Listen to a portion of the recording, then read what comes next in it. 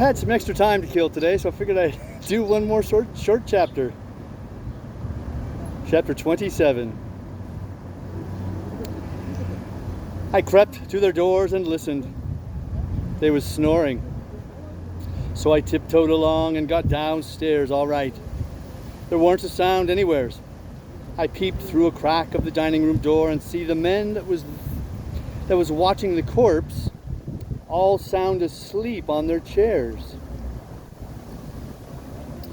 The door was open into the parlor where the corpse was laying, and there was a candle in both rooms.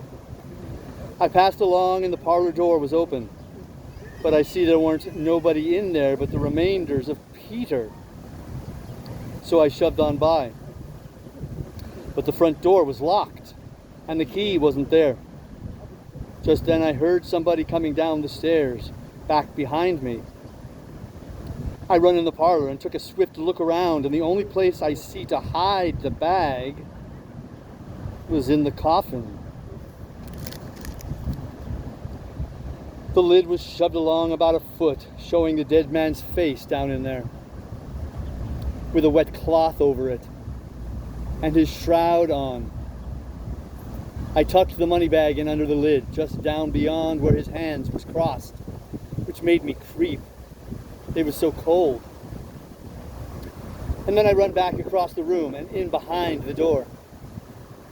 The person coming was Mary Jane. She went to the coffin very soft and kneeled down and looked in. Then she put up her handkerchief and I see she began to cry, though I couldn't hear her, and her back was to me.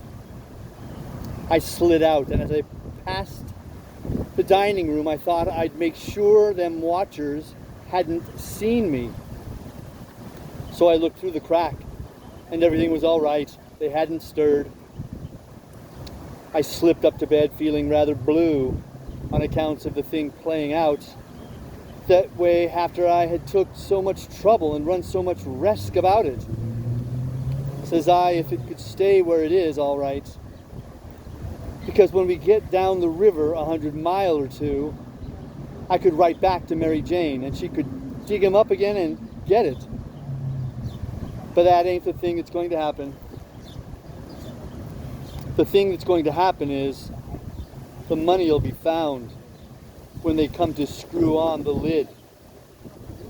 Then the king will get it again, and it'll be a long day before he gives anybody another chance to smouch it from him. Of course, I wanted to slide down and get it out of there, but I doesn't try it. Every minute it was getting earlier now, and pretty soon some of them watchers would begin to stir, and I might get catched with $6,000 in my hands that nobody hadn't hired me to take care of. I don't wish to be mixed up in no such business as that, I says to myself. When I got downstairs in the morning, the parlor was shut up and the watchers was gone. There weren't nobody around but the family and the widow Bartley and our tribe. I watched their faces to see if anything had been happening, but I couldn't tell. Towards the middle of the day, the undertaker come with his man, and they set the coffin in the middle of the room on a couple of chairs, and then set all our chairs in rows, and borrowed more from the neighbors till the hall and the parlor and the dining room was full. I see the coffin lid was the way it was before, but I doesn't go to look in under it with folks around. Then the people began to flock in, and the beats and the girls took seats in the front row at the head of the coffin. And for a half an hour, the people filed around slow in single rank and looked down at the man's face a minute. And some dropped in a tear, and it was all very still and solemn. Only the girls and the beats holding handkerchiefs to their eyes and keeping their heads bent and sobbing a little. There weren't no other sound but the scraping of the feet on the floor and blowing noses, because people always blows them more at a funeral than they do at other places, except church.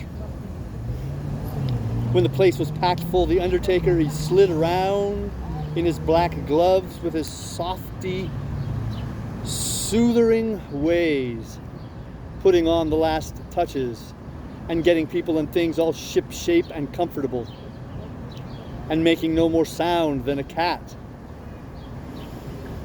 He never spoke. He moved people around. He squeezed in late ones. He opened up passageways and done it all with nods and signs with his hands. Then he took his place over against the wall. He was the softest, glittingest, stealthiest man I ever see. And there weren't no more smile to him than there is to a ham. They had borrowed a melodeum, a sick one. And when everything was ready, a young woman sat down and worked it. And it was pretty shrieky and colicky, and everybody joined in and sung. And Peter was the only one that had a good thing, according to my notion. Then the Reverend Hobson opened up slow and solemn and begun to talk. And straight off, the most outrageous row busted out in the cellar a body ever heard. It was only one dog, but he made a most powerful racket, and he kept it up right along. The parson, he had to stand there over the coffin and wait. You couldn't hear yourself think. It was right down awkward, and nobody didn't seem to know what to do. But pretty soon they see that long-legged undertaker make a sign to the preacher, as much as to say, "Don't you worry, just depend on me."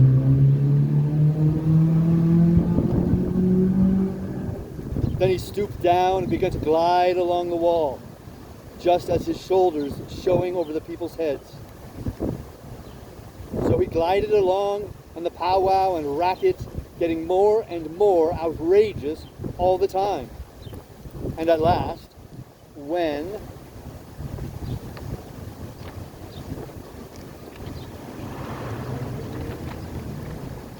kind of windy. When he had gone around two sides of the room, he disappears down cellar. Then in about 2 seconds he heard a whack, and the dog, he finished up with a most amazing howl or two. And then everything was dead still, and the parson began his solemn talk where he left off. In a minute or two, here comes this undertaker's back and shoulders gliding along the wall again.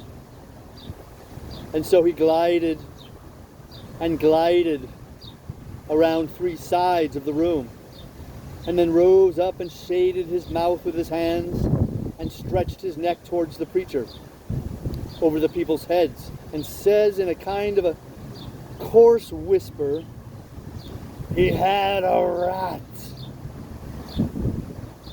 Then he drooped down and glided along the wall again to his place. You could see it was a great satisfaction to the people, because naturally they wanted to know. A little thing like that don't cost nothing, and it's just the little things that makes a man to be looked up to and liked. There weren't no more popular man in town than that undertaker was. Well, the funeral sermon was very good, but pison long and tiresome. And then the king, he shoved in and got off some of his usual rubbish, and at last the job was through, and the undertaker begun to sneak up on the coffin with his screwdriver. I was in a sweat then and watched him pretty keen, but he never meddled at it at all. Just slid the lid along as soft as mush and screwed it down tight and fast. So there I was. I didn't know whether the money was in there or not. So says I, "Suppose somebody has hogged that bag on the sly." Now how do I know whether to write to Mary Jane or not? Suppose she dug 'em up and didn't find nothing. What would she think of me? Blame it, I says, I might get hunted up and jailed. I'd better lay low and keep dark and not write at all. The thing's awful mixed now, trying to better it. I've worsened it 100 times, and I wish to goodness I'd just let it alone. Dad fetched the whole business. They buried him, and we come back home, and I went to watching faces again. I couldn't help it, and I couldn't rest easy. But nothing come of it. The faces didn't tell me nothing. The king, he visited around in the evening and sweetened everybody up and made himself ever so friendly. And he gave out the idea that his congregation over in England would be in a great sweat about him. So he must hurry and settle up the estate right away and leave for home. He was very sorry he was so pushed, and so was everybody. They wished he could stay longer, but they said they couldn't see it. They could see it couldn't be done. And he said, of course, him and William would take the girls home with them, and that pleased everybody too, because then the girls would be well fixed and amongst their own relations, and it pleased the girls too, tickled them so they clean forgot they ever had a trouble in the world, and told him to sell out as quick as he wanted to. They would be ready. Them poor things that was glad and happy, it made my heart ache to see them getting fooled and lied to so. But I didn't see no safe way for me to chip in and change the general tune.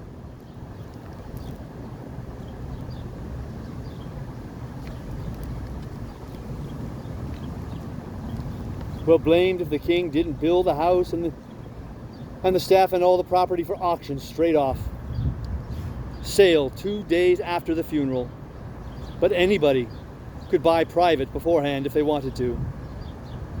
So the next day after the funeral, along about noontime, the girls' joy got the first jolt. A couple of traders come along and the king sold them the niggers reasonable for 3 days' drafts, as they called it. And away they went. The two sons up the river to Memphis, and their mother down the river to Orleans. I thought them poor girls would break their hearts for grief.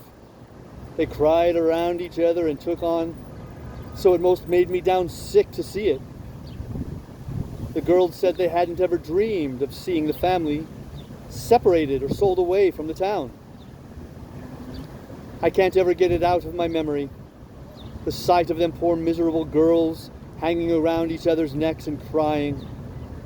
And I reckon I couldn't have stood it at all, but would have had to bust out and tell on our gang if I hadn't knowed the sale weren't no account and would be back home in a week or two. The thing made a big stir in the town too, and a good many come out flat-footed and said it was scandalous to separate the mother and the children that way.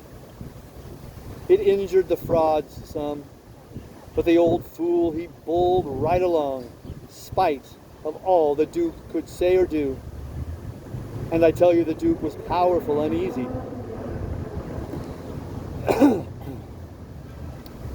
Next day, the auction day. About broad day in the morning, and the king and the Duke come up in the garret and woke me up. And I see by their look that there was trouble. The king says, "Was you in my room the night before last?" "No, your majesty," which was the way I always called him when nobody but our gang weren't around. "Was you in there yesterday or last night?" "No, your majesty." "Honor bright now, no lies." "Honor bright, your majesty. I'm telling you the truth. I ain't been a near your room since Miss Mary Jane took you and the Duke and showed it to you." The Duke says, Have you seen anybody else go in there? No, Your Grace, not as I remember, I believe. Stop and think. I studied a while and see my chance. Then I says, why, I see some go in there several times. Both of them give a little jump and look like they hadn't ever expected it. And then, like they had. Then the Duke says, what, all of them? No, leastwise not all at once. That is, I don't think I ever see them all come out at once, but just one time. Hello? When was that? It was the day we had the funeral, in the morning. I weren't early because I overslept. I was just starting down the ladder and I see them. Well, go on. What did they do? How'd they act? They didn't do nothing. And they didn't act anyway, much as far as I see. They tiptoed away, so I seen easy enough that they'd showed in there to do up your Majesty's room or something, supposing you was up, and found you weren't up, and so they was hoping to slide out of the way of trouble without waking you up. And if they hadn't already waked you up, great guns, this is a go, says the king. And both of them looked pretty sick and tolerable silly. They stood there thinking and scratching their heads a minute, and then the Duke, he bust into a kind of a little raspy chuckle and says, it does beat all how neat they played their hand. They let on to be sorry they was going out of this region. And I believe they was sorry, and so did you, and so did everybody. Don't ever tell me anymore that they ain't got any histrionic talent. Why, the way they played that thing, it would fool anybody. In my opinion, there's a fortune in them.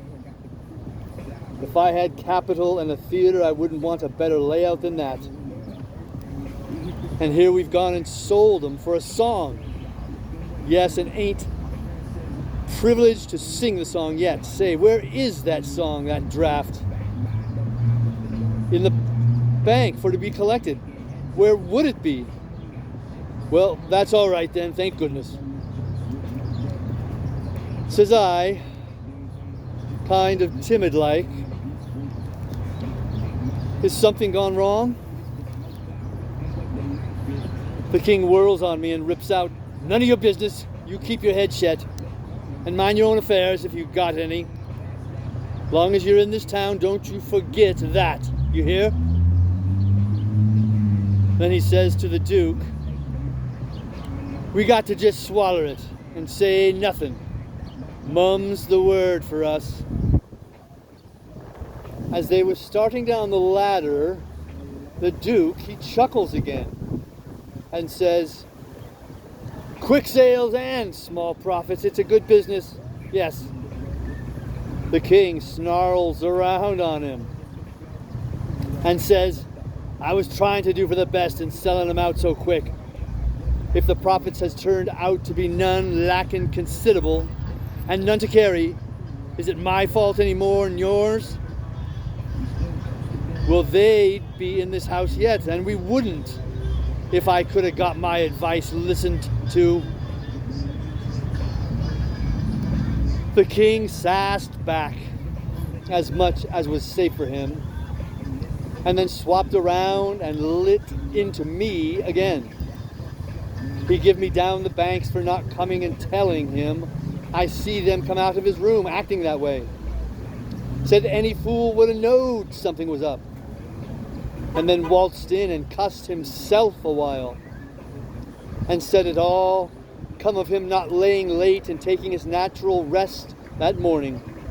And he'd be blamed if he'd ever do it again. So they went off a-jawing. And I felt dreadful glad I'd worked it all off onto the niggers and yet hadn't done the niggers no harm by it.